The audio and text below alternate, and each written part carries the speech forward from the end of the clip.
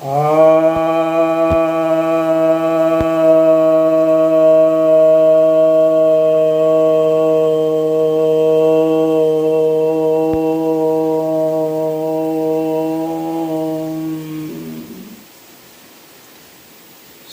भक्तजनों को सप्रेम नमन। भक्तों, आज मैं आपके समक्ष श्रीमद् भगवद गीता के 15वें अध्याय के तीसरे श्लोक के ऊपर प्रवचन सुनाने जा रहा हूँ। यह तीसरा श्लोक श्री भगवान वाच है, अर्थात श्री भगवान कहते हैं, न रूपम मस्यैह तथोपलभ्यते नान्तो न चादिर् न च संप्रतिष्ठा अश्वत्थम मेनं सुविरूढ़मूलम् असंग शस्त्रेण दृढ़ेन छित्त्वा। अर्थात यह जो अश्वत्थ का वृक्ष है, इसके स्वरूप को हम आसानी से उपलब्ध नहीं हो सकते, अर्थात इसके विषय में हम नहीं जान सकते। इसका ना आदि जान सकते हैं, ना अंत जान सकते हैं, और ना इसकी स्थिति जो भी है वह जान सकते हैं। तो यह जो अश्वत्थ वृक्ष है, जो कि उल्टा है, यानी जिसकी जड़ें ऊपर की ओर हैं और पत्ते और शाखाएं नीचे की ओर हैं, तो ये जो है इसके जो जड़ है वो काफ़ी दृढ़ है। इस तरह से सुविरूढ़ मूलम, जिसका मूल जो है काफ़ी दृढ़ है, ऐसे को कैसे काट सकते हैं? असंग शस्त्रेण दृढ़ेन छित्त्वा। इसका हम भेदन कर सकते हैं, इसे असंग रूपी शस्त्र से दृढ़ता पूर्वक, अगर असंगपन यानी आसक्ति रहित होकर के हम रहें, अपने कर्म करें, विचार करें, तो हम इसका छेदन कर सकते हैं। यहाँ पर भगवान ने स्पष्ट कहा है कि यह जो संसार रूपी जो अश्वत्थ का वृक्ष है, यह अव्ययी है, अविनाशी है। यह इसका आदि अंत और इसकी स्थिति का हम नहीं जान सकते। जो इसके यथार्थ स्वरूप को नहीं जानता है, वह इसमें बंध जाता है, फंस जाता है, और इसके प्रति ममता भाव, अहमता भाव, अपनत्व की भावना, इसको भोगने की भावना, इसमें रमण करने की भावना से लिप्त हो जाता है, और उसके कारण ही वह सुख और दुख को भोगता है, बार बार जन्मता है और मरता है, और अपने वास्तविक जो स्वरूप है, अपनी वास्तविक चेतना में उसका प्रवेश नहीं होता है। आत्मबोध और परमात्म बोध को विस्मृत कर जाता है, भूल जाता है, उधर रुचि नहीं दिखाता है, अरुचि होती है, क्योंकि इसी में वह उलझा रहता है, इसी में कुछ अपना मज़ा लेता रहता है, इसी में सज़ा लेता रहता है, और उस सज़ा में भी उसे मज़ा की तृष्णा बनी रहती है, और यह एक आशा बनी रहती है, उम्मीद बनी रहती है कि फिर आएगा समय, मेरा समय अच्छा आएगा, सब कुछ बढ़िया हो जाएगा, मैं भोगूंगा, मेरे परिवार के लोग ठीक हो जाएंगे, परिवार की स्थिति अच्छी हो जाएगी, फिर मैं बहुत सुख भोगूंगा, बहुत पैसे इकट्ठे करूंगा। इस तरह की कामना उसकी बनी रहती है। लेकिन जो इसके वास्तविक स्वरूप को जानने लग जाता है, जो इस पर थोड़ा सा फोकस करेगा, थोड़ा ध्यान देगा, वो इसके स्वरूप को जानने लग जाएगा। वो देखेगा कि इतने इतने लोग इतना इतना इकट्ठा किए हैं, भला वे क्या पाए, बुढ़ौती तक क्या पाए, सिवाय दुख के और कुछ नहीं पाए, सिवाय गालियों के और कुछ नहीं सुने। वे जो लोग कल तारीफ भी थोड़ी बहुत कर दिए थे, वे भी कहीं आड़े पीछे गाली दे रहे हैं।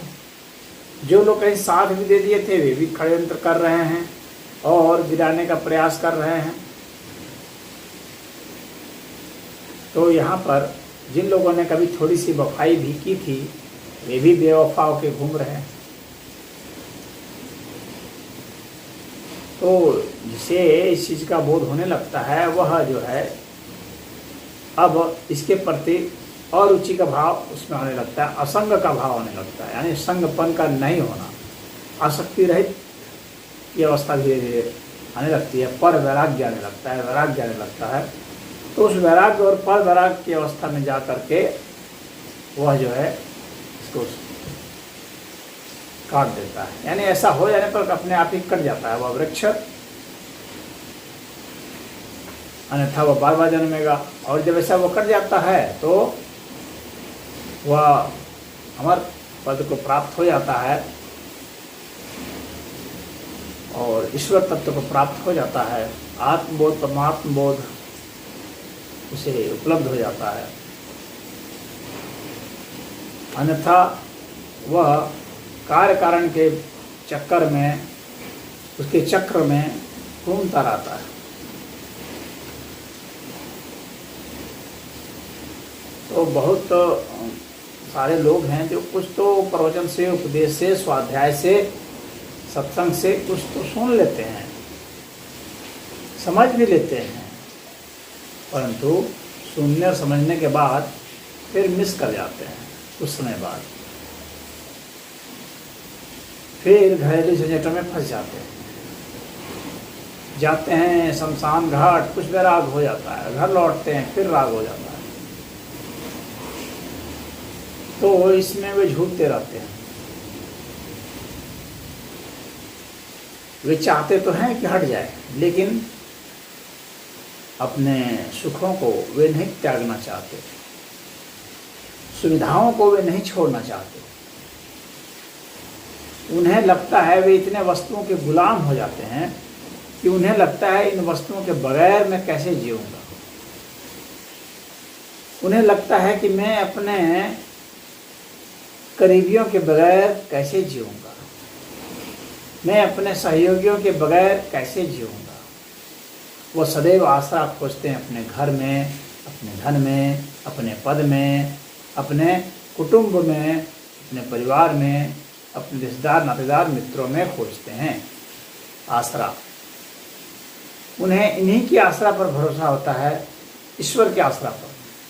वह तो एक औपचारिकता बस कह देते हैं, हाँ ईश्वर है, वही चलो भगवान रखेंगे जैसे रखेंगे, ऐसा कह देता है। भरोसा रत्ती भर भी नहीं है भीतर से। भीतर से भरोसा किस पर है? धन पर, क्योंकि वह जानता है कि इसके माध्यम से ही मैं कुछ पैसे से खरीद सकता हूँ कोई चीज़, उससे मैं जी सकता हूँ, अपने परिवार को जिला सकता हूँ। लेकिन वो धन कहाँ से आया? वो सोचता है ये धन परिश्रम से आया, मैंने परिश्रम किया, हमारे घर वालों ने परिश्रम किया, उससे आया। ये परिश्रम करने की शक्ति और प्रेरणा कहाँ से आई?